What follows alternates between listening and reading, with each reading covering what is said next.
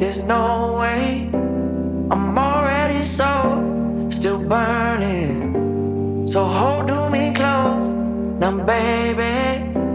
I do what I'm told, still learning to take my chances, to take my time, to keep on dancing, to walk that line, yeah. You got me shifting the paradigm, no longer wishing.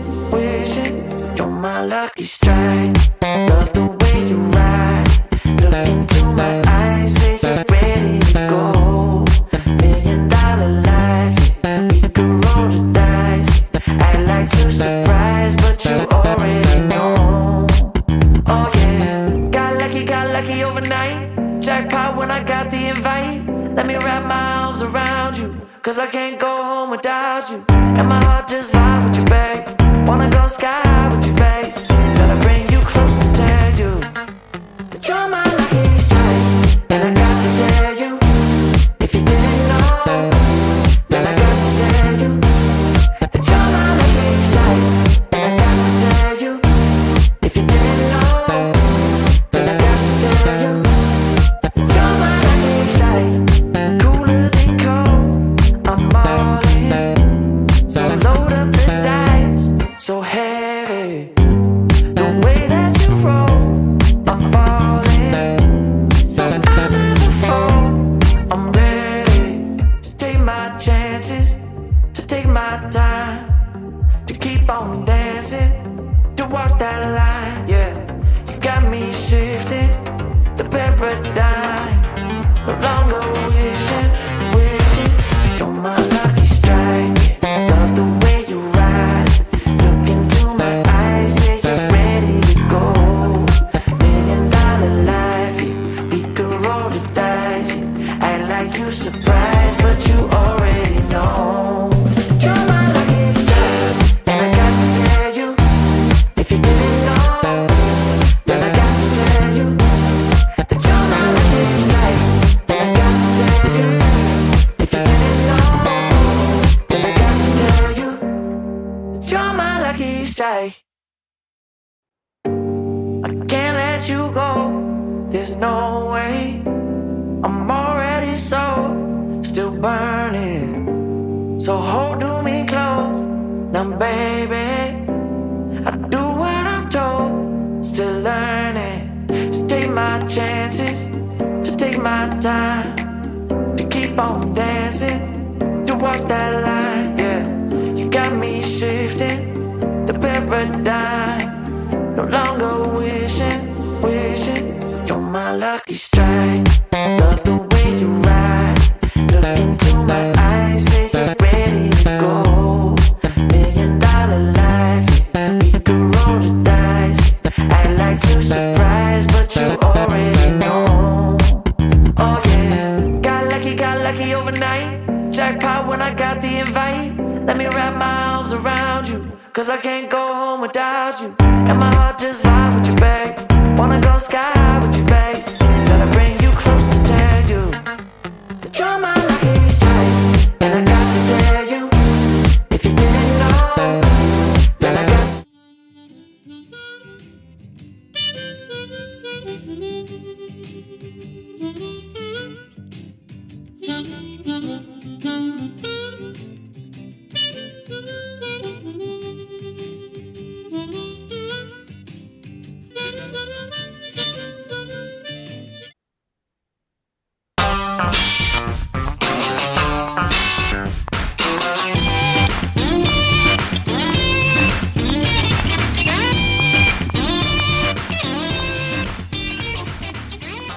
All right, folks. Well, you know you're in for a treat when you hear that tune because it's time for another week of the RecPoker podcast.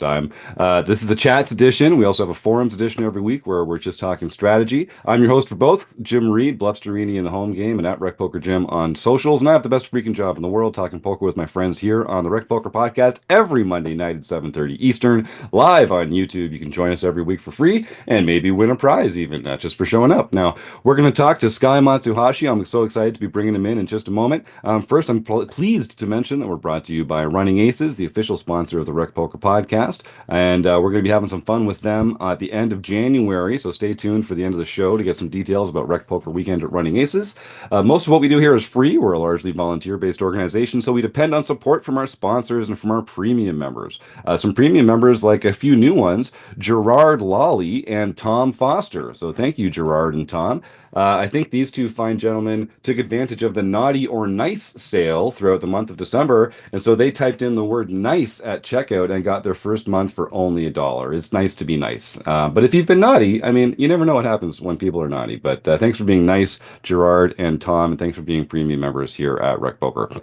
Now, they let me host the show on Mondays, so get used to hearing my voice, but I am just one small cog in the Rec Poker machine. I'm joined by a group of wizards each and every week. We're on a short list of wizards this week. I am joined only by our sit-in producing co-host, John Somsky. John, welcome to Rec Poker. Tell the world all about you. I am John Somsky, also known as Poker Geek MN everywhere, and I organize our home games. And does a crack job at it, coming up to another end of a year with, I don't know, 500 and something home games that our members took part in here at Rec Poker, and won a bunch of prizes and had a lot of fun doing it.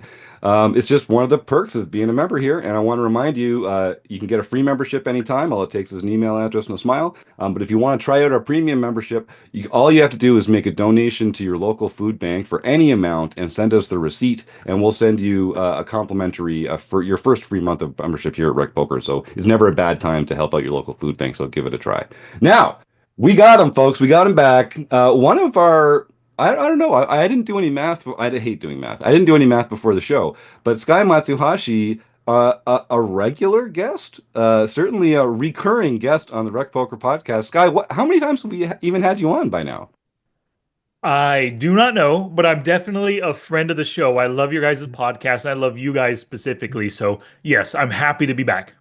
Well, that's so sweet. And I'll tell our listeners at home, if you like Sky Matsuhashi, you got to check out the Smart Poker Study podcast. You got to check out his YouTube videos. He's been a longtime friend of the show, a longtime friend of the recreational poker world. In fact, way back when, before I even joined Rec Poker, and I was still mucking around in Poker Tracker, trying to figure it out the first time. Sky was so generous with his time. I was a regular listener to his show and would write in, and we would correspond over email, and he'd help me out on how to work in Poker Tracker and find out some of its secrets. So, Sky, it feels like so many years later, you're still firing on all cylinders. How do you keep coming up with great stuff and keeping it fresh and keeping it fun? And do you still love it? It's what's the secret behind this success? Great question. Yes, I do still love it. And it's so interesting. When I started the website, smartpokerstudy.com, it was just going to be a blog with some videos and stuff. But then I got into it, and it's an interesting thing. When you start creating things, you get more ideas to create more. And then when I started the podcast, I thought, well, I can probably pump out 100 episodes, and then I've talked everything poker at that point, right? Like that was my idea, before I started the podcast.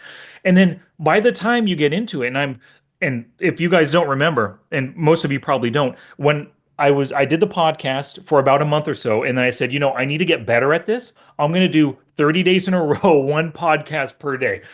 And I forced myself to really come up with ideas, do a ton of podcasts. I did that. But then ever since that point, the ideas are flowing where literally I have a Google spreadsheet with 30 different podcast ideas that I've never fully implemented, haven't taken the time to actually commit to script and record and everything. Easily 30. I have at least 40 videos, YouTube videos that I can do. I just need to push myself to actually get it done. But it's just weird how when you start to become creative, you create your own thing, you build your own business, it just leads to more ideas, things that you can do, but there's just not enough time in the day to do it all. Yeah, yeah. Well, you're a busy guy, but your passion shines through. I'll just remind our YouTube chatters, if you're chatting along, like Scott Lum and Stuart Carriage and DJ and a few other fun folks in there. If you've got any questions for Sky, feel free to type them in. Scott says you're one of his favorite poker podcasters, at least ones that don't care as much about sandwiches as yours truly. Yeah, listen, I can only be good at one thing. It's poker or sandwich making, and I made my choice, and I stand by it. So I also want to remind our YouTube chatters we're going to be giving away a prize later in the show, so stick around to support a local food bank. And we're looking for some names to put Sky in an uncomfortable position in Steak Study Stack. So feel free to fire your guesses in there, your suggestions for players' names. And finally, I'll just say that if you anyone wants to send us a donation through the YouTube chat, through a super chat, we share a portion of all those donations with a local food bank. So your support is appreciated there. All right. So, Sky, we had you on last year and we talked about SMART goals, SMART, and we made a couple goals for ourselves for the year. We talked about why it was important to have particular types of goals. And it's so funny, as you and I were emailing earlier this month to set up this interview, one of our regular members, DJ, was posting in the forums, hey, I'm just listening to the episode with Sky about smart poker goals. Should we have him back on this year? And I was like, oh my God, it was just meant to be. So cool that DJ is actually in the YouTube chat today. And if, of course, if you have any questions for Sky, type them in there. So first of all, going back to that episode last year, we talked about smart goals. We both made some goals. We talked about what we were hoping to get out of the year. I guess my first question to you is, did you get to Japan for a month in June as planned? Yes, I did. Me and my wife and boys and my dad, the five of us went to June, Wow. and it was incredible. Or not went to June, went to Japan in June. Absolutely loved it. One full month there, a week in Tokyo, and then 3 weeks like traveling throughout the rest of Japan, well, central Japan, and just had a really good time visiting family, seeing friends I hadn't seen for years and years. And so that was a goal that came true. And I can't remember what we discussed exactly last time, but we had planned the week that COVID hit, March of 2020. We were going to go to Japan that week. COVID hit, we canceled our plans. Thankfully, we got a refund on our tickets, right? Because at that time they were refunding everybody because who knew what the world would be like. We got a refund, but then we had to postpone our trip for four entire years. But it was so super worth it, and we're happy we did it. Nice. I'm glad to hear it. Now, one of the reasons that came up in the episode is because we were talking about having goals throughout the year and how it made sense to kind of break them up into smaller goals because it was hard to reach, hard to achieve year-long goals. It's really easier to kind of set yourself short-term goals that stack up. So why don't we just start? Why don't you just talk a little bit about as a refresher? So what are SMART goals, and why do you find that this is like the most effective way for you to achieve your dreams? Yeah, absolutely. SMART is an acronym standing for specific, measurable, actionable, relevant, and time bound. Those five aspects should be a part of any goal that you set. And you hit the nail on the head, Jim.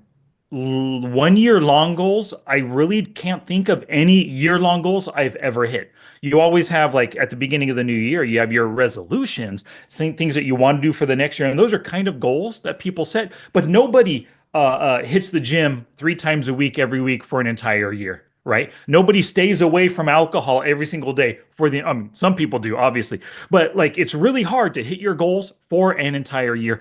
So I've decided to break my goals down. Like I have these dreams, these things I want to achieve for 1 month or a year, but I break my goals down and I make them as SMART goals, but I do it 1 week at a time. And it's really helped me achieve my goals. Like right now, I have a goal. I want to make a new course for the Poker Forge, and the course is called How to Steal More Pots. I've been wanting to make this course for like 2 years. I really have. But I just could never get around to doing all of the videos that I felt necessary to make the course. So what I did, I set a goal for myself every week. I'm going to work with the Poker Forge. We're going to do a workshop twice a week where I cover a strategy video, a review video, and a quiz video. Not that I cover, I actually record the video with my members in taking place in chat. They're asking me questions, they're answering my questions, and then I'm recording it on a week by week basis. So I have this goal of making the course. It's going to take 10 full weeks, but if I just say I'm going to make this course sometime this year in 2024, I won't achieve it. But by making it specific and measurable, like every single week, strategy, review, and a quiz, doing it with my students, and it's time bound. Like I'm like literally every single week I'm doing it. We just finished our 3rd week right now. I'm actually able to, and I know I will achieve the goal of creating the course because I've set a structure in place for me to get there. And like I said, just setting, I'm going to make this new course, it never works out. I mean, maybe it does, but it takes 6, 8, 12 months to get it done.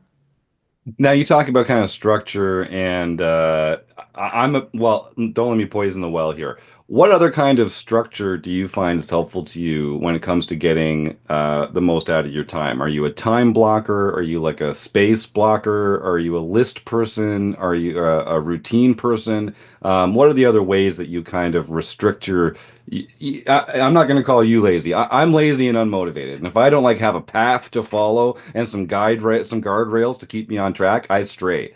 So what works for you in that way? How do you focus yourself? I am a list person every single day. This is my list right here for today, my no Yep. stress Monday list. And I called it no stress because I realized from watching a lot of different videos, the thing that causes stress in your life is having to do a to-do list that you never get to, right?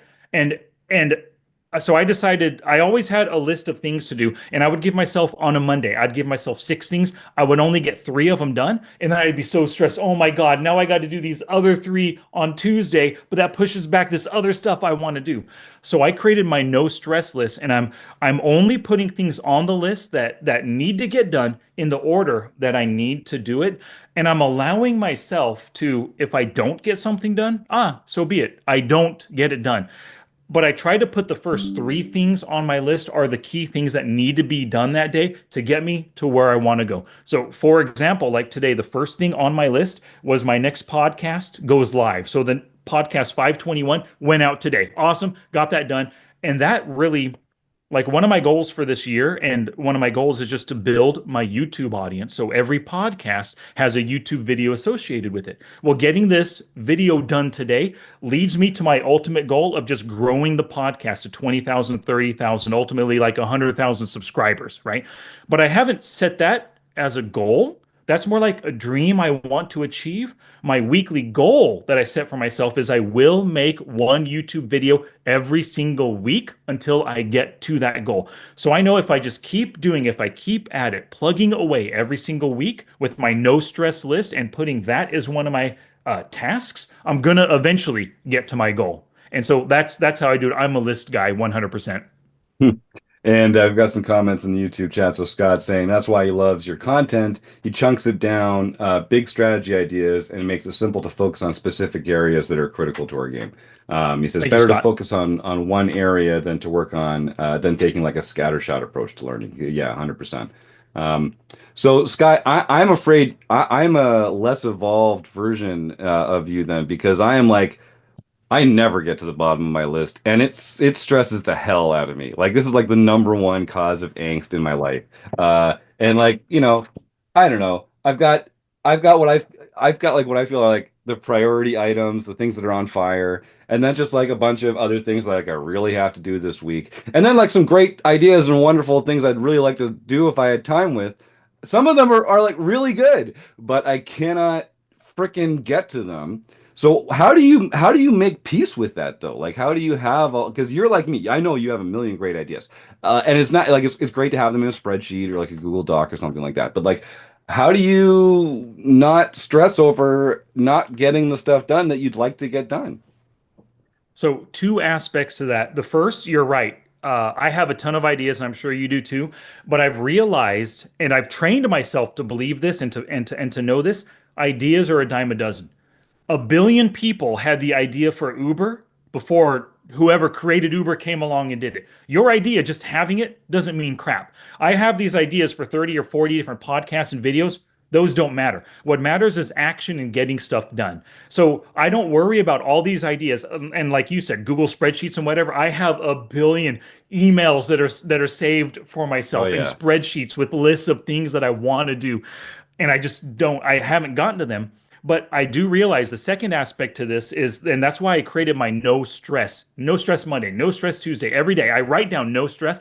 It's because I allow myself to just let those ideas be ideas. They don't need to be out in the world. If I really loved them and if I really thought it was a great idea, I would get to work and implement it right now. And so that's why, like on my No Stress Monday, the podcast going live, the workshop I did today, and then preparing for this podcast with you, those are the three most important things because they needed to get done today to achieve my ultimate goals, right? Everything else on my list, and actually, I didn't give myself anything on the list besides those three things because those are the most important things, and I want to get them done. If I gave myself the other three things that I want to do tomorrow and Wednesday, even on Christmas Day, Wednesday or Sure. Thursday, then I'm just going to create stress for myself. I try to keep to my list the things that need to get done today that I know I can get done today. All right. Well, I like it, man. I'm jealous. That I mean, that sounds great. I do like this isn't about me. This is we're interviewing you, but like you really struck a chord with me here. Like I do get a lot of anxiety about like emails I haven't responded to.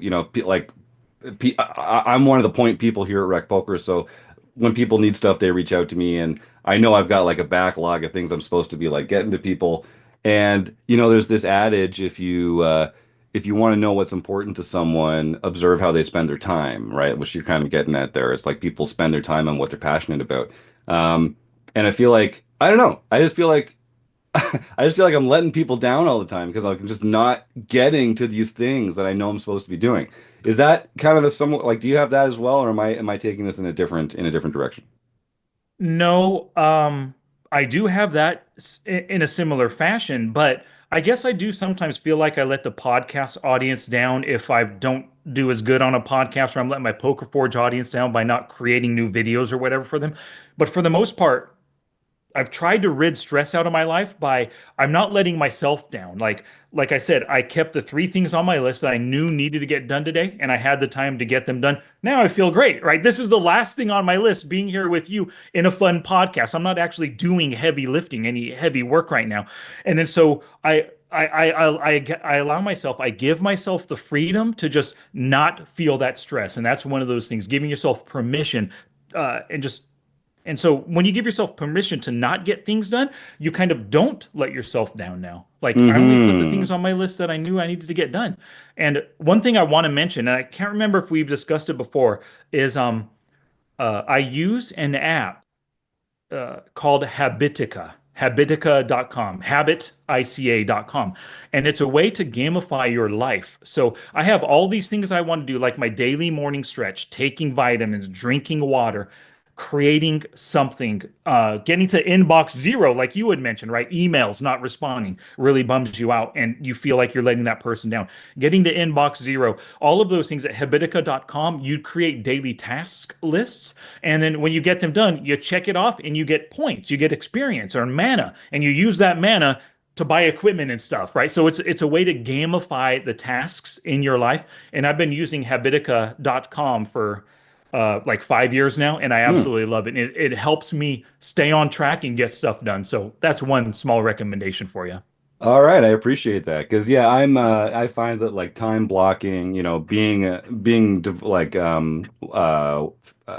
the word I'm looking for? Being loyal to my list and that kind of thing, and like just doing the things that are the most important in the time that you have available. But I mean, we all do need help with that kind of stuff. So I think having a good system, having a good program, there is something very satisfying about crossing things off a list. I will say that's definitely There true. is. Mhm. Now, Yeah, I when we love it. talked, Like I write my list in pen, all these small items, and then I yeah, have a lovely black Sharpie that I yeah. cross them, and it feels so good when I cross off with a Sharpie. That's nice. Yeah, I'm more of a pen scribbler over here. I don't know if you can really see it, but same kind of idea. It does look nice when you get to just make all that black space on there. Yep, yep. All right, so let's bring it back to poker a little bit. So, one of the goals that you shared with us last year was to play 100,000 hands online, and you broke it down. You said, "Now I'm not going to just make that my goal. I'm going to give myself 10,000 a month." For 10 months, I'm going to take July off or June off because of the trip. And I know something else is going to come up that's going to derail me. So I'm going to set myself that target of 10,000 hands a month. And I'm not going to do it every month, but I'm going to get to 100,000 hands in a year. That's the goal. Do you know if you have or not? I know we're not quite through the year yet, but have you been tracking that? Yes. Well, yes and no. So no, I have not hit that goal for the entire year. And like you had said, like I knew that things would derail me going to Japan for an entire for an entire month, right? But so far for the year, I have played 48,000 hands. But here's the thing. In February, a realization came to me. I hit my 10,000-ish hands in January, right? But then I realized that I was playing terribly because Hmm. I was trying to fit in too many hands. I would open up Ignition, play 4 tables, and then I would also open up ACR and play 1 table at the same time. I was just spreading myself too thin, just trying to get that number of hands. So in January, or no, in February, I said, nope, nix that goal. We're done with the number of hands. My new goal is 365 hours played because that is Hmm. so easy to control. So if I play an hour, 1 table or 2 tables or 4 tables, it's still an hour. That's the controllable part. I'm not trying to force in too many tables. I mean, I guess I could try to force in too many hours, but I didn't have to do that, right? With so many days for the year. So with cash games and tournaments, I have hit my 365-hour goal. I don't know what I'm at or what I'll end the year, but my guess is around 380, 390. So I hit the minimum. Like I hit the goal of Yeah. 365, the later goal I set in February. Nice. And I think, when we get new information, of course, we should, revise our goals. I guess there's nothing explicitly in the in the smart goal system about uh like sticking to it if it's a bad idea or something like that, right? Exactly. So the R in smart is relevant. At the Mm. time, in when we said that last year, right? 100,000 seemed relevant. I wanted to really work on my skills, play a ton of poker, develop myself as a player and as a coach by practicing a ton of strategies. And so that was relevant at the time. But then I realized that maybe I'm getting older and I can't focus as well on 3 or 4 tables. I play 2 tables so much better than I play on four. Mm. I'm making better decisions, making more money, making better reads, better exploits. That it made more sense. It's more relevant to me as a player now, as opposed to being what's his name, Nanonoko, back Oh, in sure. 2012 or whatever. He would 20 table and just crush it because he was younger and he could do that, right? I'm not Nanonoko. I've never been. I used to be able to play 4 tables very well. Or maybe I thought I played them well. Maybe I wasn't as Mm. good as I thought. But then now I realize no, 2 tables is my sweet spot, and I basically just stick with that. So I guess I could set a goal of 50,000 hands for the year, but I still like the hour league or a number of hours Hmm. goal. Yeah, yeah, that's cool. And I think, you really avoided the tail wagging the dog there too, right? Because like the purpose of the goal is for this, this bigger picture dream of being better at poker and being a more profitable player. And like you're doing that much more effectively at 2 tables than at 4 or 6 or whatever. Yeah, and yeah, I think that makes perfect sense. So I'm a structure guy as well, and I do kind of get into that spot where it's like, oh, but I said I'd do this, and so I really have to do it. But it's like, well, does it actually serve what you're working on here, or is it just some like dogmatic, arbitrary choice that you're making to follow? Yep, Yeah, that's the key thing. Does your goal serve a purpose in your life? Does it get you to where you want to go on your poker journey? If the answer is no, change goals. It's your goal. Who cares if yeah, you told the rest of the world, right? yeah. It's whatever helps you as a person, as a poker player in this instance, improve, and that's what you want to pursue. No, I love it. All right. Well, we're going to talk a little bit about strategy, but first, I just want to wish a happy birthday to Michael Babker, who is our volunteer technical director. God bless this guy. He's been a premium member since forever.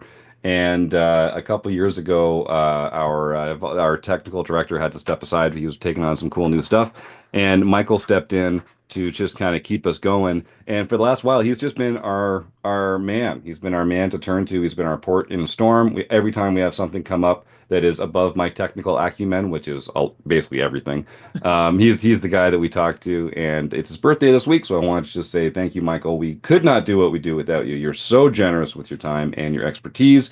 And so happy birthday, buddy, and hope you have a wonderful holiday. And yeah, just thanks again for all that you do. Happy birthday, Michael. Great guy. So Sky, we talked about so a lot of our listeners are tournament players.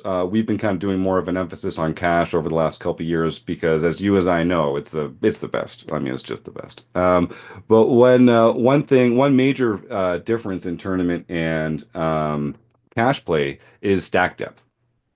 When you're playing cash, typically you're going to be much more deep stacked, and that means that certain branches of the decision tree are a little more nuanced than others. So you and I were talking before the show, and we talked about one way we can kind of get at that, and we talked about responding to three bets. Now in tournaments, when you're facing a three bet, stacks are getting short.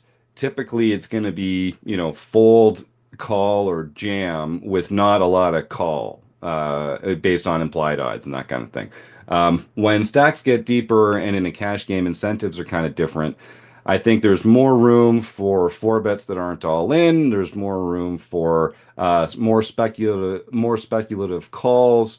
So I really want to just kind of pick your brain a little bit. So let's just start very generally.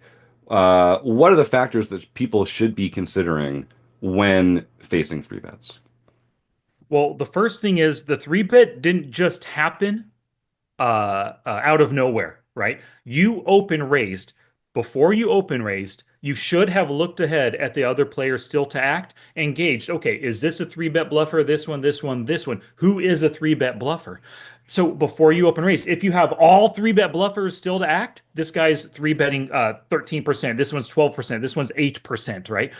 You should probably narrow your range so that you can better defend against those three bets. So, and especially, well, I shouldn't say especially, cash games and tournaments. When you open raise in a tournament, but the last three players, they're all aggressive and they all have 13 big blinds, somebody's going to three bet shove, right? You need to narrow your range to expect that. The same thing in a cash game. When you have those aggressive players, think about that ahead of time. You can narrow your range so that you have more hands to defend their three bet, so you're calling or four betting more often. Or you could potentially increase your raise size, make it four big blinds, Mm. throw them off their game. Oh my God, this guy's suddenly raising to four. What do? I can't three bet bluff, and that's too much. There's different plays, and because it's cash. If all those three players still act, you're in the cutoff, the button, small blind, big blind, they are all aggressive. They all love three betting. Get off the table. Get onto a new table, right? So you don't just face a three bet out of nowhere. But let's imagine you made your raise, you thought about those opponents, and before you raise, you need to make a plan. If he three bets, I'll do this. If he does this, I'll do this.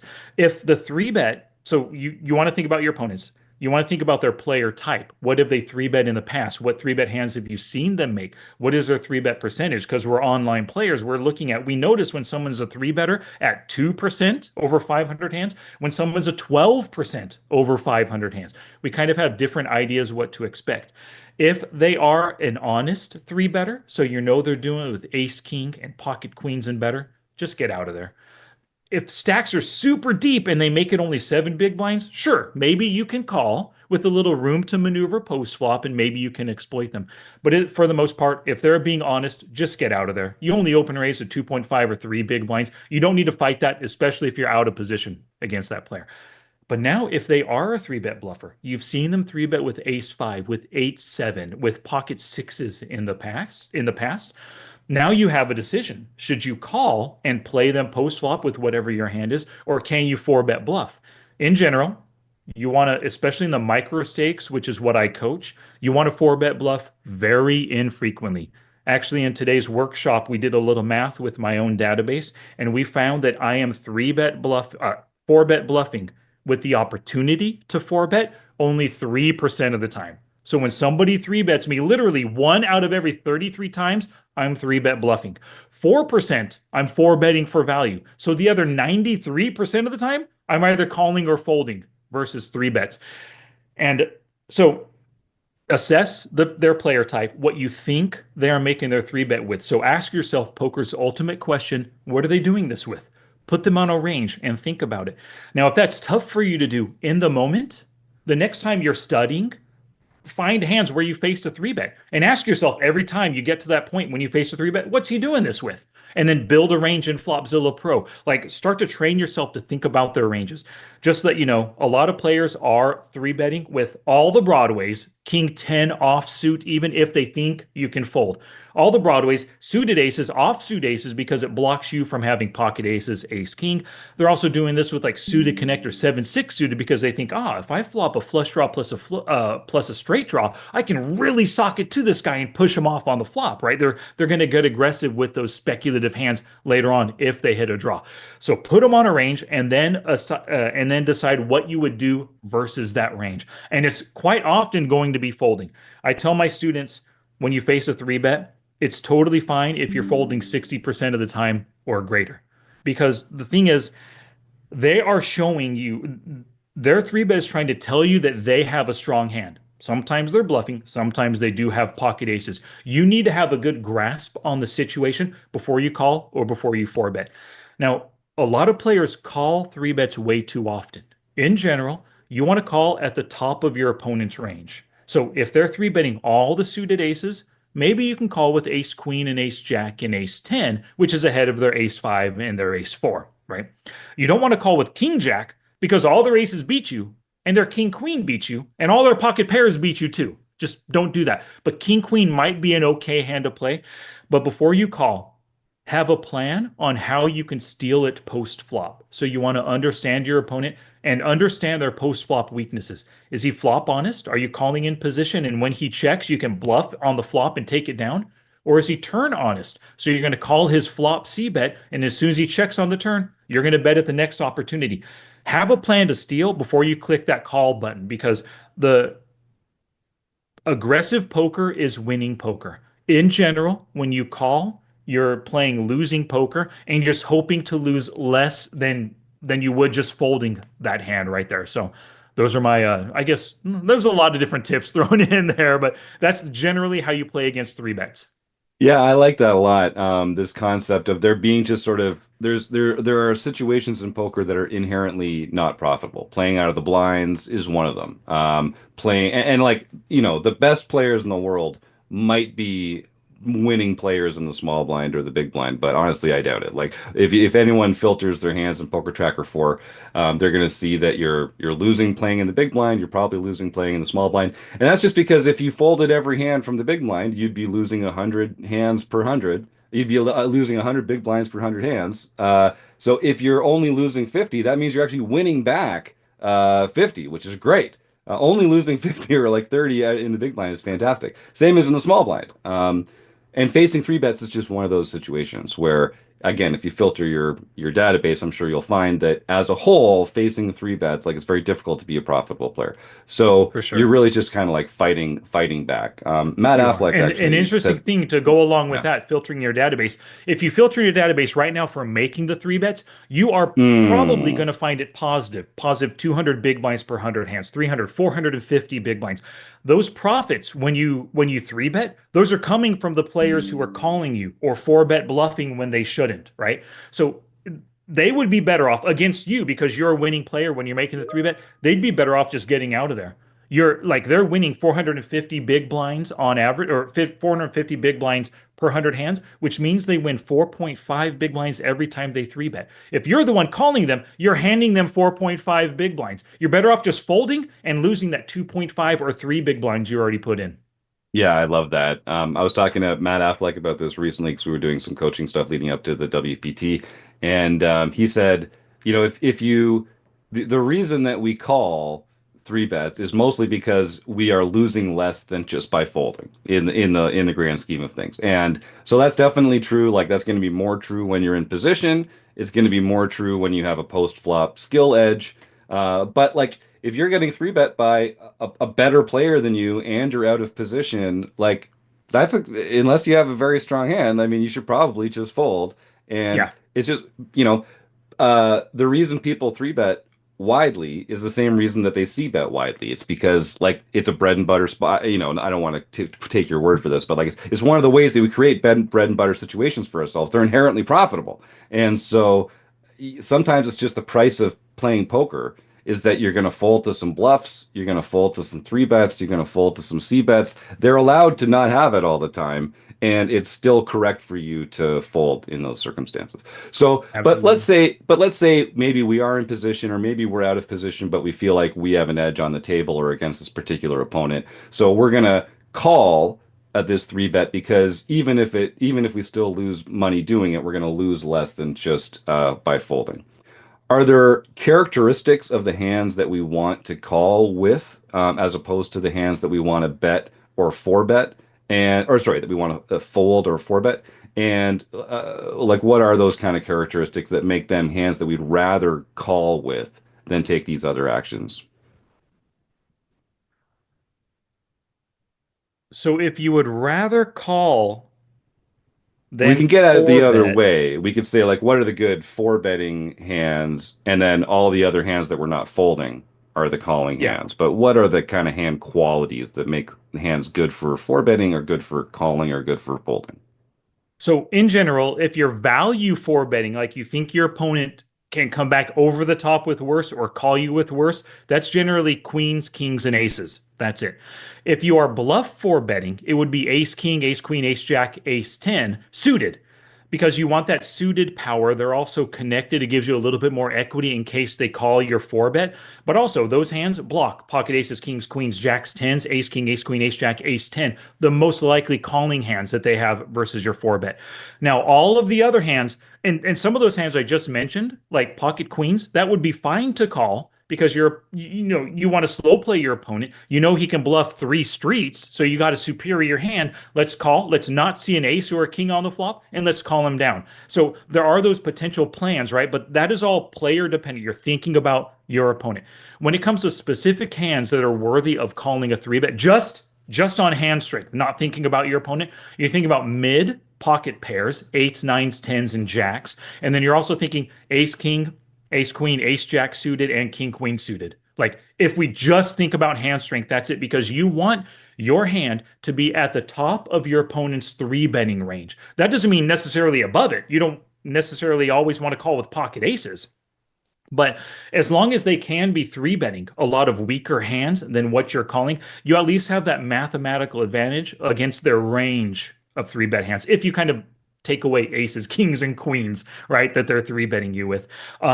So those are the decent hands to call. But I know Matt Affleck and a lot of coaches will say we're calling here so that we don't lose this much in the long run, right? If we're always calling this hand, we're not losing the three big blinds we already committed. We're only losing 2.2 big blinds.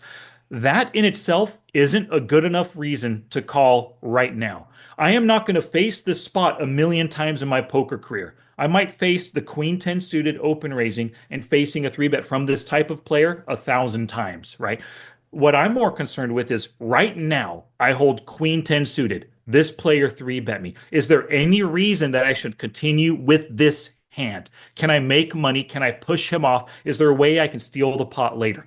And if everything is ugly, if he's in position, he doesn't have any post flop weaknesses, he seems to bet and then barrel, I'd rather just fold the queen 10. Even if I against some other players, I might make that call. Or, like I said earlier, the king, queen, and the ace, jack, if those are sometimes worthy of calling, sometimes they're not. And you just get rid of them if you can't see a way. Because when you call with those weaker hands, you're really hoping to hit the flop or you're hoping to find a bluffing opportunity.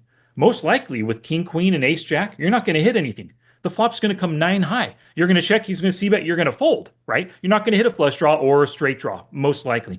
And then so you want to see a way, some kind of post flop weakness that your opponent has. Maybe he's flop honest. Maybe he's turn honest. Maybe he makes bet sizing tells when he bets a quarter pot. Oh, you know he's weak because you've seen him bet three-quarter pot with top pair, top set, two pair in the past, right? So if you see a way to potentially bluff him later, depending on what the flop is, that's the time to call, not just on your whole cards.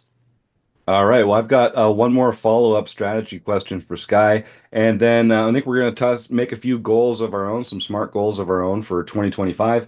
So if you're in the YouTube chat, I'd love to know what your goals are for 2025. And if you're listening at home, you can either tag me on socials at RecPokerGym or send me an email, jim@rec.poker, and let me know what your goals are. I think one thing that helps a lot is accountability, is even just writing them down, saying them out loud, sharing them with a friend or a coach or a mentor or a colleague or something like that, just like a study buddy.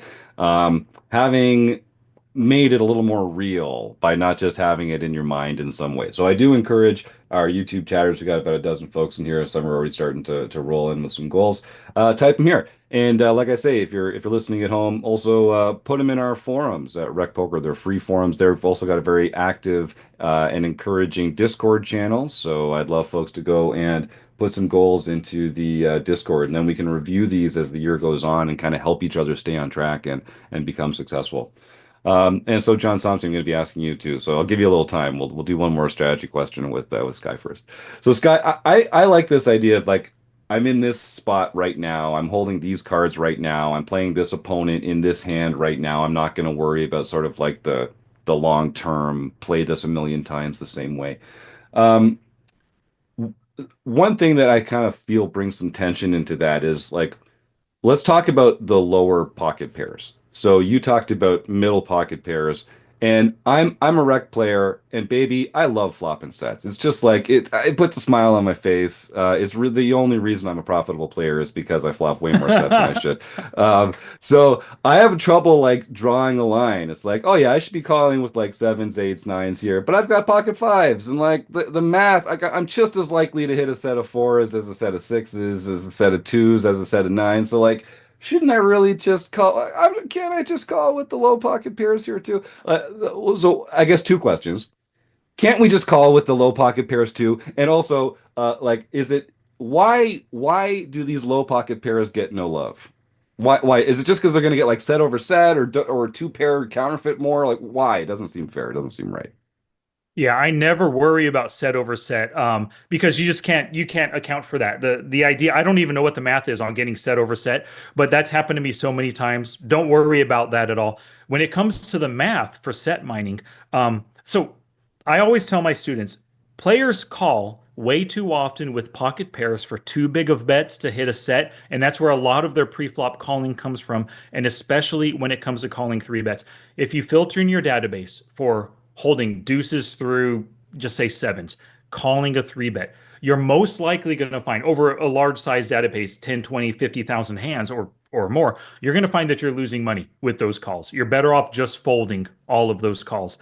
And what I tell my students is you want to have 20x implied odds. When somebody open raises for three, and then you only have to call three to win, well, that means you only need 60 big blinds behind. Absolutely worth set mining in that instance.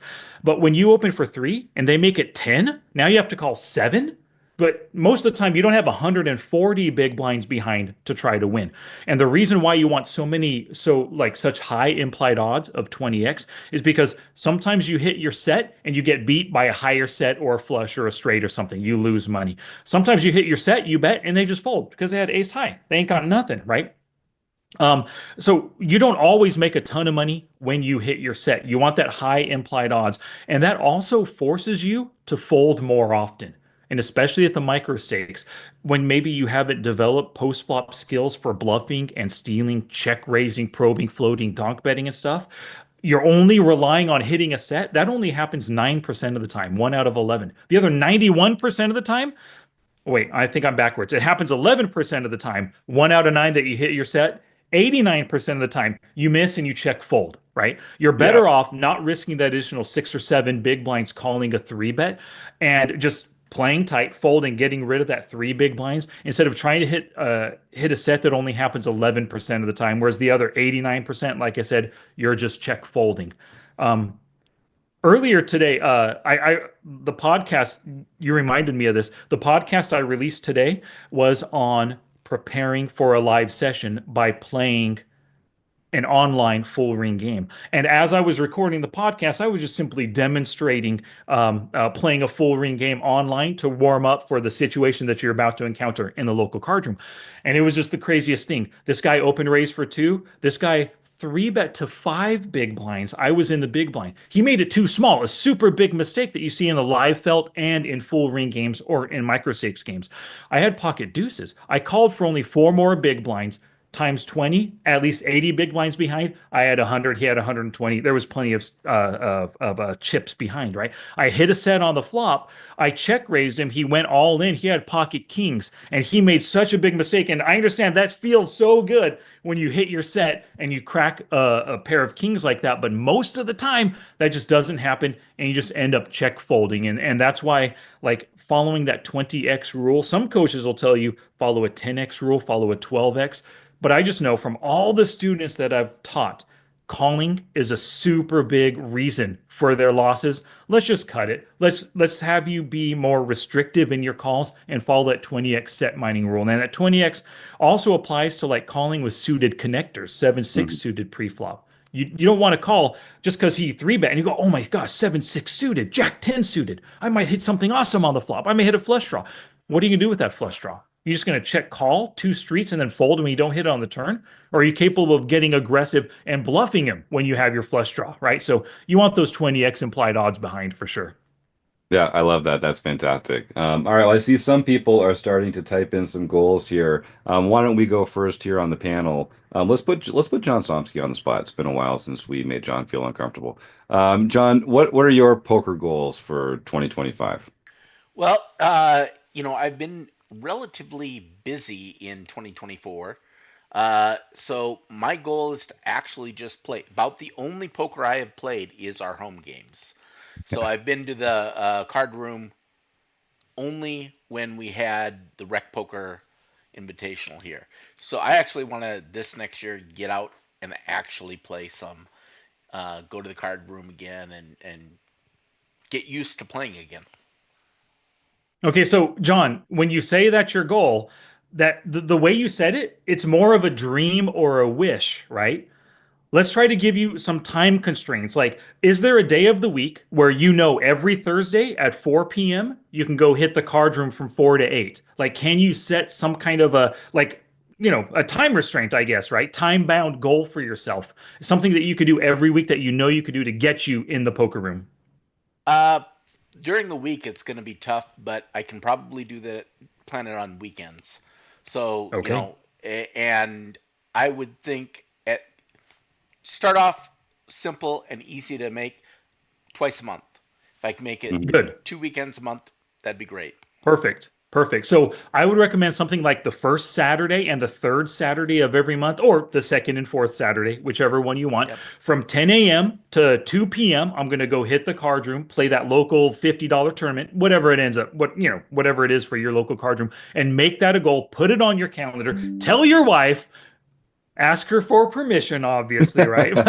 But make that a goal on a bi-weekly basis every month. And if you end up liking that and it works for January and February, maybe you'll increase it to 3 Saturdays in March and then 4 Saturdays starting in April. Sounds good. But get that wifely permission, of course. Yes. Yeah. Yeah. That's right. John and I both have very supportive poker wives, so I'm happy to report. Good. Mine's actually kind of similar. So my goal when we talked last year was to play just to play live poker once a month. Just to knock the rust off because I where I live you can't play a lot of poker and I travel for poker. I have a great life. I'm in Ireland and Vegas and Minnesota. But every time I go, I'm like nervous and rusty and my mechanics are bad and like when I get a good hand it's obvious and so I want to just that was my goal for last year, just play live poker once a month. I think I actually did. They opened a card room near my house, which the rake is abysmal. I hate to give them my business. It's 10% up to $20 at every stake on every pot, which is about 4 times as much as they pull out of in Las Vegas. But I think I did. I think my goal for this year is I'm also gonna try and like John, most of the online poker I play these days are in our home game club on Tuesday nights and maybe a couple Saturdays here and there. Um, uh, See my earlier comment about not having any time to do any of this kind of stuff. But I'm gonna try and play. I'm gonna keep playing in the home game clubs as often as I can. I'm gonna try and make one live event, whether it's cash games or tournaments, every month in some capacity. And I'm also gonna try and have one day, at least one day a month, where I just turn off everything else and load up a bunch of tournaments and just, pick a Sunday in every month and just like I used to do this, like I would love grinding big schedules on Sundays. And I was gonna once a month just load it up, have a fun time, sit back, crack a beer after a couple coffees, and try and take on it like a Sunday schedule again, and just get We're more two reps fisted. in. Beer, coffee. Yeah, beer, Do coffee. both, right? In Life's between about grabbing the balance. mouse. Yeah. Life's about balance. So Exactly. yeah, I think that's it. Get more reps in, and yeah. So I'm looking forward to that. I'm looking forward to that for sure. Nice. What about Yeah. what about you, Sky? What are your goals for 2025? I know you talked about So building the YouTube channel and that kind of stuff. Yeah, so two different goals. The first one is building that YouTube channel. Every single week, I am going to do the podcast episode will be a video as well, like I have been doing for the past 6 weeks or so. And so like that is the goal. I'm just going to continue doing that to build the YouTube channel. The secondary goal will be to create this first course, like I'm doing, like you had mentioned, accountability, letting people know about your goals. Well, I told my Poker Forge members I want to create this new course. It's going to be 10 different stealing things, but we're going to do it together. And by putting myself on a schedule, letting them know that every week they're going to get a workshop and then a quiz, it's forcing me to get this course done. After this course is done mid-February or so, I'm going to devise another course to be done somewhere in June or July. And then I'll do the same thing again. We're going to do workshops in May or April, May, whatever the time frame ends up being. But I'm going to do two of those courses this coming year in 2025, along with those YouTube videos to grow the channel. That's very cool. So before we talk about some of the goals in the YouTube chat, that's actually a great segue. You've got some great opportunities coming up. I know the Smart Poker Study and the Poker Forge have been so wonderfully helpful to recreational poker lovers for years now. But you said that you had a little holiday deal for our Rec Poker members, a New Year's deal, something like that. Don't let me put words in your mouth. What? How can some Rec Poker peeps get more Sky Matsuhashi at some great discounted rate these days? Absolutely. So the pokerforge.com annual membership is going to go on sale from Friday, December 27th through Wednesday, January 1st for $300 per year. It's usually $69 per month or $690 for an entire year. So you're basically saving $390 right there for a 1 year membership. You'll have access to everything in the Poker Forge. And I don't drip content out. It's not like the first course is available this month, the second course next month. All 10 courses, which the 10th is the one being built right now, How to Steal More Pots course. All 10 courses will be available from the very start for you. You can attend all of the workshops that I put on twice weekly. And you get access to all the bonus material as well. You get access to me via email. I also make videos at member request. When somebody sends me an email and says, Sky, I need help with this, I think to myself, that's a great video. I'm sure everyone else in the Poker Forge would like that too. So I make that video, put it in the Forge. I help you out and I help other Poker Forge members out. So annual membership, $300 for all of 2025. Nice. Yeah, that's amazing. And like I mentioned at the top of the show, Sky's very generous with his time. He's very accessible. This is something that he really loves, and he's been doing this for a long time, and he's really, really good at it. So I would Oh, encourage our listeners to go check it out. Yeah. definitely. And I encourage them, don't go directly to thepokerforge.com. Jim, you have a referral or an affiliate link. And for everybody watching this, listening to it later on, I definitely want you to go through the rec.poker affiliate link so that they get a little bit of kickback from your membership through the poker or to thepokerforge.com. Yeah, thanks, Guy. I appreciate that. So I'll make sure that that link is in the show notes for this episode. And also, if you're a regular listener, I hope you sign up for our newsletter this week in Rec Poker. We call it Twerp. And we've got some links in there as well, some great deals to work with Sky. And yeah, Sky, listen, we don't promote a lot of poker stuff here at Rec Poker. We've got a few learning partners that we work with, and it's really because we respect what you guys are doing and we know that you're bringing great value to our audience. So it's a pleasure to spread the word, and I hope some folks check it out and give it a try. And yeah, of course, obviously, please, we'd love it if you'd use our link. That helps us out too. So that would be fantastic.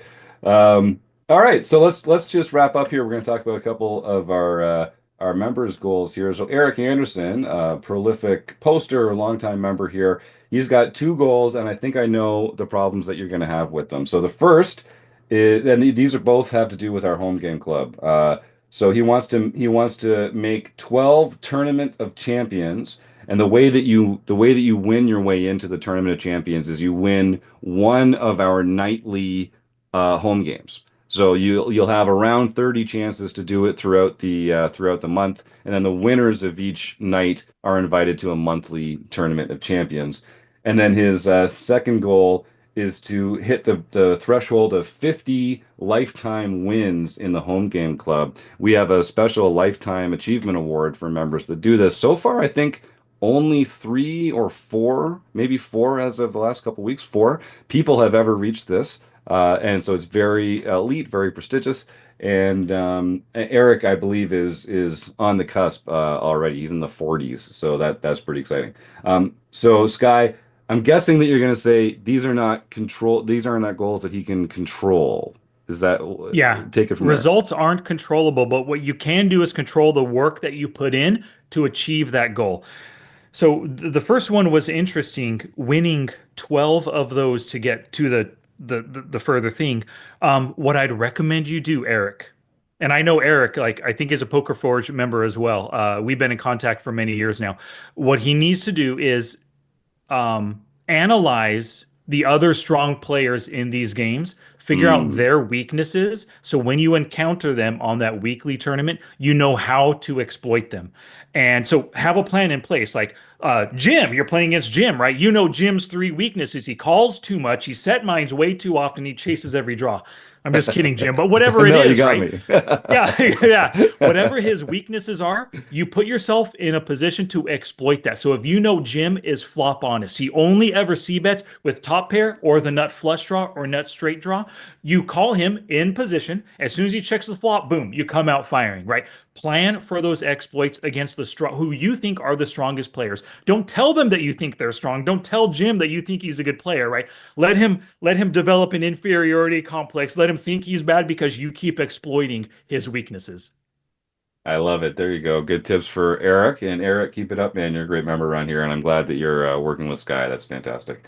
So from JD, he says that the goals I'm struggling with to convert to smart are based around learning objectives, tournament ranges by size, and ICM pressure, calling shove ranges, and the big one, recognizing flop texture and ranges in terms of who has nut and range advantage. So those sound more like kind of study goals.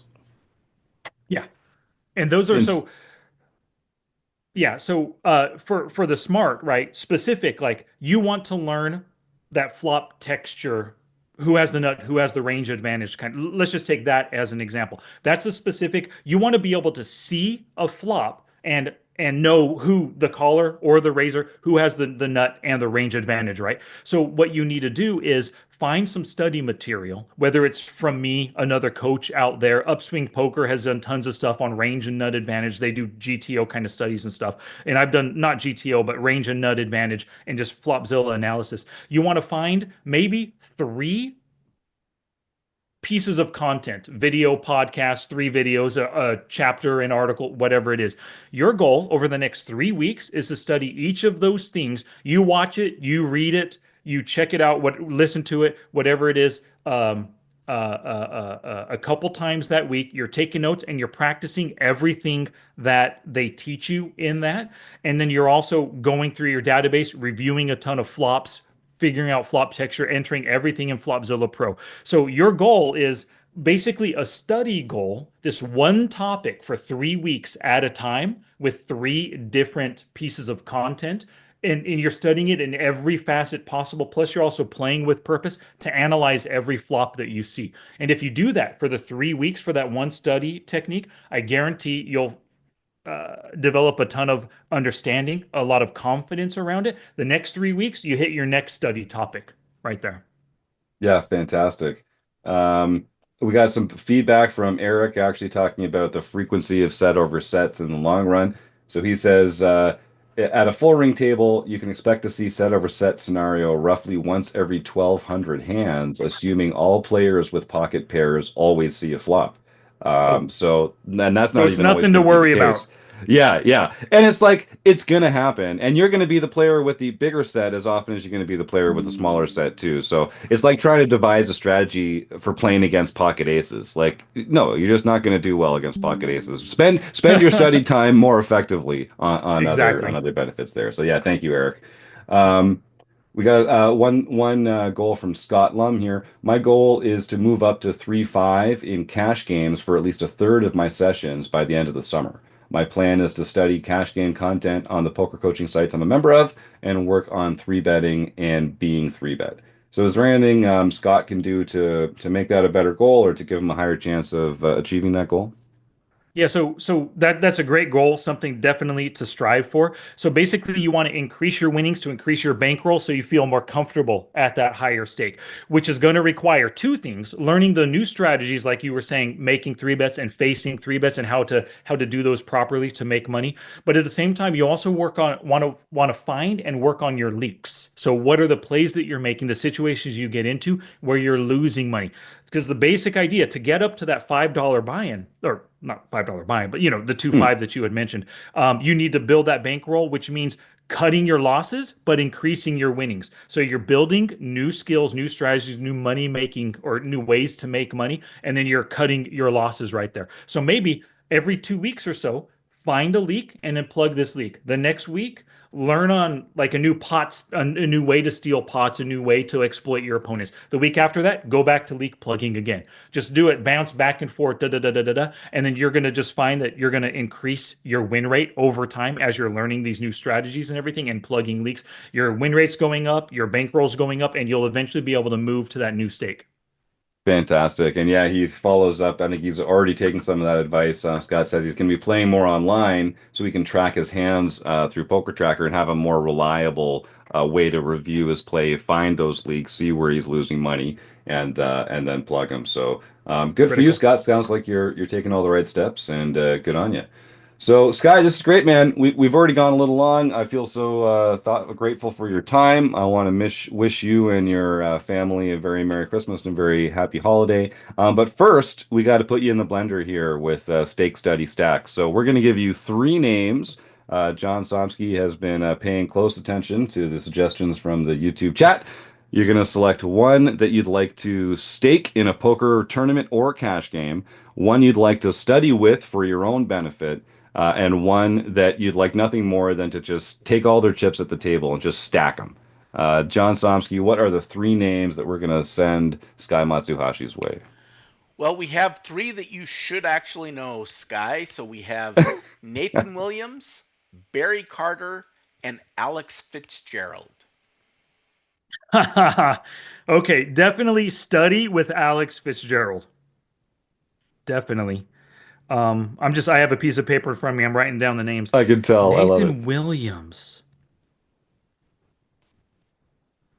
You know, Nathan Williams is just like me, small and micro stakes coach and player.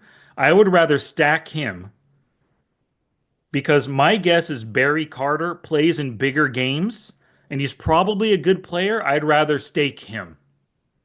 All right, Yeah. there you go. Stake And there's Study nothing against Stacks. Nathan. I love Nathan. I had him on the podcast. He's a really good guy. I subscribe to his newsletter, but I mean, yeah, I'd rather stack him. Yeah.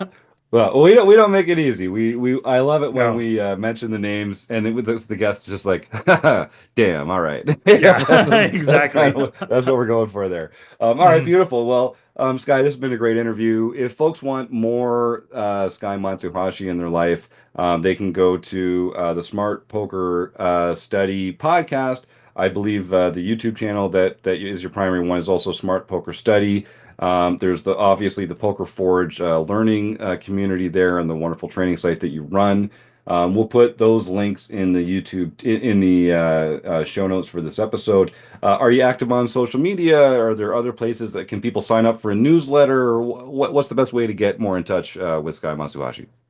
So the best way to get more in touch, smartpokerstudy.com on the sidebar or in the footer of the page, you can sign up for the newsletter. I send out weekly newsletters to my audience. And then other than that, like you had mentioned, Smart Poker Study on YouTube or thepokerforge.com if you want like a online microstakes cash game training membership site. All right. Well, I hope you have a fantastic start to 2025. Thanks for coming back and being a great friend to the show, like I say. And it's always a pleasure, my man. Maybe we get to actually see, if I ever get out to California, maybe we'd actually get a chance to have a couple two-fisters and play some cards together. That sounds like Yeah, a lot of fun. exactly. Yeah. All Whiskey in right. one, beer in the other. That's me for sure. Ah, there Yeah. you go. I love Yeah. it. I love Well, it. so speaking of that, do either of you have a plan for Vegas this coming summer? Mm. I'm I'm the luckiest guy in the world. I'm considering just selling a ton of action and playing the main and like just getting down there a little early, but not doing a lot of other bracelet events and Nice. just maybe it might just I don't know. I'm Yeah. kind of I'm might just because go play the I'm main. thinking about going. I don't know. We'll Yeah. see what the event schedule when it comes out. But I'm really thinking about going this next year because I think I've taken off 7 years and it's time for me Hmm. to get back there. Oh, that's cool. I think I don't want to tell tales out of school, but our own Chris Jones is thinking about reemerging in the live scene. He might come down this summer. I've got talked to a couple other Rec Poker members that are thinking of circling a couple of those 600, 800, 1100 bracelet tournaments that they have in late June. So that would be very cool, man, if we can get down there at the same time. First round's on me. Count on it. That'd be awesome. I appreciate that. All right, well, we'll stay in touch. Sky Matsuhashi, thank you so much, and Merry Christmas. Have a fantastic holiday. Yep. Thanks, guys. Merry Christmas to you too. I'll catch you later. See you, John. All right, well, we're going to talk about some recent home game events. We're going to give away a prize to our YouTube chatters here. Yeah, but I guess I should start typing the word food bank into the YouTube chat, gang. We're going to give away a prize real soon. And I just want to mention again, we are doing Rec Poker Weekend at Running Aces. We're going back. That means John Somsky has to come out and play poker with us, as he did last year. It was the only time we got him out of his new home. But I'm looking forward to that. I'm flying out on Thursday, January 30th. There are tournaments all day on Friday, the 31st, and Saturday, the 1st of February. And then I think we'll probably have a breakfast or something on Sunday, February 2nd before I fly home. I think we're going to there's probably get some discounts on hotel rooms there for Rec Poker members or poker players generally. So I hope people get a chance to come out and join us. We're going to support a local food bank out there. We're going to give away a bunch of prizes and swag. We're going to have some social events. We're just going to play a ton of poker, and it's going to be a lot of fun. So I hope if you're listening and you're able to get about an hour north of the Twin Cities in the beautiful state of Minnesota on that last weekend in January, I hope you do. John Somsky, why don't we roll through some home game results, give away a fantastic prize, and bust on out of here, boss? All right, we have 2 weeks of home game results to Oh announce. yeah. So we're going to start with the No Limit Hold'em Championship Series Tournament of Champions. That was played on December 18th. And none other than Max Chaos 2112 Greg Nice. Clem won Way this. to go, Greg. An interesting thing is he also won this exact same tournament last year. So that's two in a No. row. He won as the Wow. defending champion. That's so cool. And then for our mixed game championship series, the very final game we got through, we were playing 8 game mixed and a really mad guy. Mad guy won that for his second mixed game championship series win of the year. Then we had our mixed game championship series POY. That's the person who earned the most points over the course of the year, and that was Bone Crusher 14, Marcel Dusick. Jumped from Amazing. third place to win the 2024 championship with 270 points. Way to go, Marcel.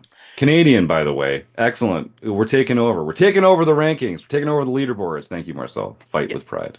I think every good Canadian is actually part of Rec.Poker.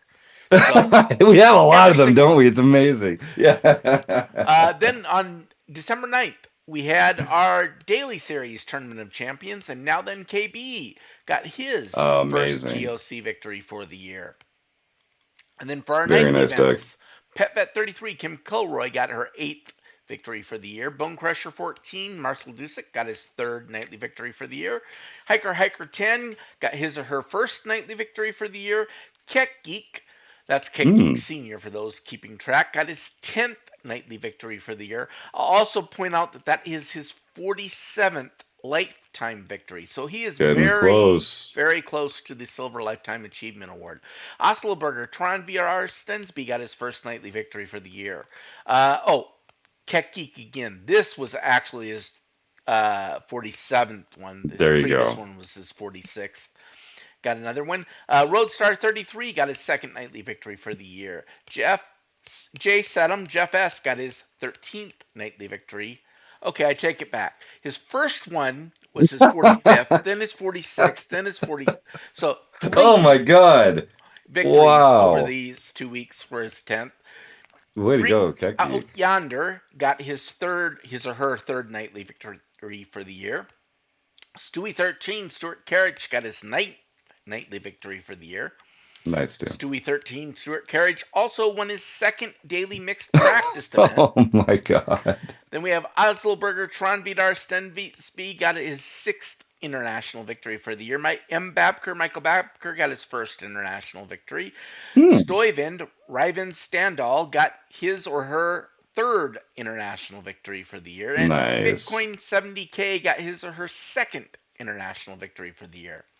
Then Noah, with the lots of H's, 1291, Noah Anderson got his first LPP event for the year. And Pokerloon 91 got his or her first LPP event for the year. So Noah and Pokerloon, you can contact info@rec.poker for your free month at Learn Pro Poker. But we aren't quite done there. East Coast Bitter Ben Enslow won the Daily Heads Up event, so he will be part of Non-Rec Madness in 2025. Nice. Congratulations, Ben. Way to finish the year off strong. And I'm already looking forward to Marek Madness. It's going to be a lot of fun. And yeah, to Noah and Pokerloon, if you won those Sunday tournaments, the Sunday tournaments, they're free just like all the other ones, but they are sponsored by Learn Pro Poker. And the winner each week gets a free month at Learn Pro Poker. So as John said, send that email to info@rec.poker and tell them that you won the Sunday event, and you will be credited with a free month at Learn Pro Poker to check it out. And to everyone else, congratulations. Some great performances in there. And in some of these leaderboard situations, coming all year, people are playing towards these player of the year races. And I know the competition was tight in a lot of them. So congratulations to Marcel, and I know also to our champions and our No Limit Hold'em champion, our mixed game champion. It's quite a club you've put together here, John. I know I'm fond of saying that when you volunteered to run our home game club, there were 1 or 2 home games every month. There was a monthly No Limit Hold'em game, and then we decided to add a second one, the mixed game every month. And that's what John agreed to, everybody. And now there are 11 every week, and you're such a champ. Everyone loves it. You do such a great job. You bring so much joy to the poker world. So thank you so much from all of us, John. It's very impressive, and it means a lot.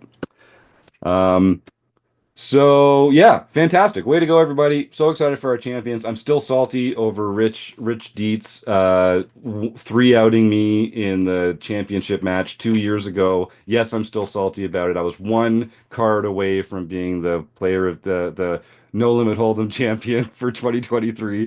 But no, I'm sure I don't bear any ill will about it at all, Rich. You're a great guy. I see you again soon. All right, let's give out a prize. Good Lord. Okay. We don't have Chris's Dice cam here. We're gonna pull out some of my nerdy D&D dice here. I see 1, 2, 3, 4. That's John Doe, Eric Anderson, Stu Carriage, and Joe Walton in the YouTube chat. So if we roll 5 or a 6, I will donate $20 to a local food bank, and we'll roll again. But failing that, the winner is number 4, Joe Walton. Joe is on a roll.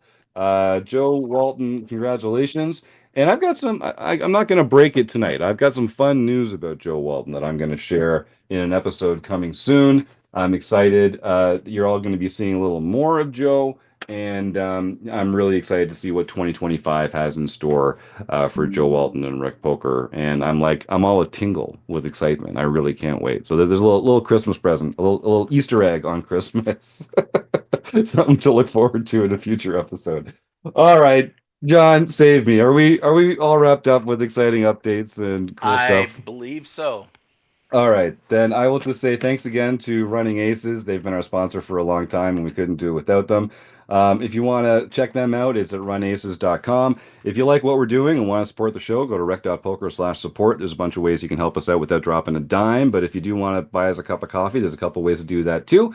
And if you enjoy our premium, if you'd like to get a tip, a taste of our premium membership, you can go to our Patreon site, and for $10 a month, you can download automatically audio versions of almost all of our training videos available to you right in your ear holes on your phone every month. So that's a great way to help us out as well.